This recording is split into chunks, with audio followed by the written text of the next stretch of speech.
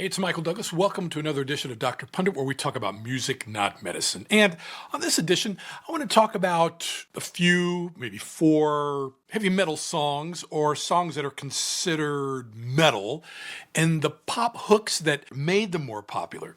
So let's get into it. Now, pop might be an icky word for some heavy metal diehards, but remember, the word pop is just short for popular. Okay, even though its meaning has become rather manipulated and bastardized over the past 50 years or so. And if your favorite band sells millions of records, well, then they are by definition popular. History's biggest metal bands have landed in the right combination of heavy riffs and pop melodies. That's what makes some of their tunes catchier, for lack of a better term, than others. All delivered by singers equipped with blood-curdling screams. That brings it back into the metal fold of things. Now, you might package it in gloomy skulls, leather, and chains, but the classic heavy metal songs that I'll talk about here are famous or popular because of their unforgettable pop hooks. First up, Run to the Hills by Iron Maiden. Now, Iron Maiden's cover for The Number of the Beast obviously doesn't scream, hey, pop. Though it's a cartoon, the band's longtime mascot, Eddie, seems to be working in tandem with the devil or the devil. But singer Bruce Dickinson's operatic voice lifts the track into a soaring British metal anthem. Iron Maiden wasn't the first heavy metal band to use the reliable formula of towering guitar riffs, pop hooks, but with a voice like Bruce Dickinson's, few did it as proficiently as he did. What discussion of popular pop hooks and songs by heavier bands wouldn't be complete without this track, Bringing on the Heartbreak by Def Leppard. Their second album was the band's first with producer Robert John Mutt Lange. Okay, everybody knows who this guy is. He's a very prolific pop producer. Now, the Sheffield group was still in its heavy metal infancy, but Lange sweetened the tracks with high voices and pop melodies. Bring On the Heartbreak consists of traces of, say, Led Zeppelin's heavy blues, but it also foreshadows how Def Leppard later perfected pop metal on Pyromania, from 1982, and Hysteria from 5 years later.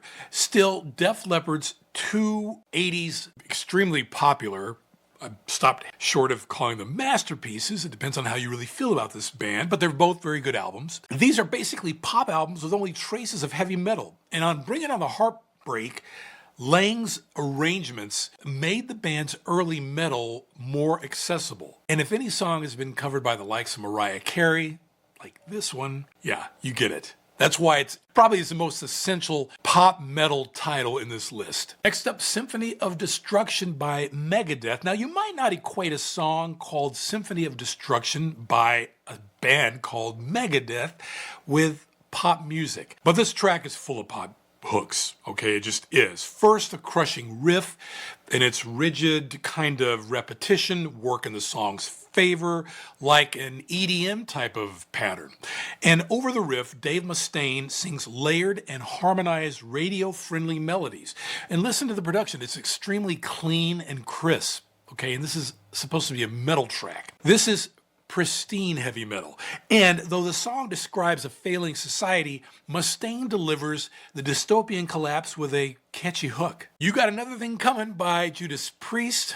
Rob Halford sings hook after hook on Judas Priest's banger about hope, resilience, and threats, all wrapped up inside a heavy metal type earworm, and it's the only song by Judas Priest ever to chart on the Billboard Hot 100. And if you don't know, the Hot 100 is Billboard's chart for the most popular songs in the US every week. You've Got Another Thing Coming, and its next level pop chorus really have become a heavy metal standard. And you really should check out the choreographed guitar moves, basically in the music video. Yet another hallmark of pop music. And before I go, I'll just mention the title of the next song, which I think deserves an honorable mention in this list of line items of metal songs with catchy pop hooks. That would be Rainbow in the Dark by Dio, especially the first opening bars.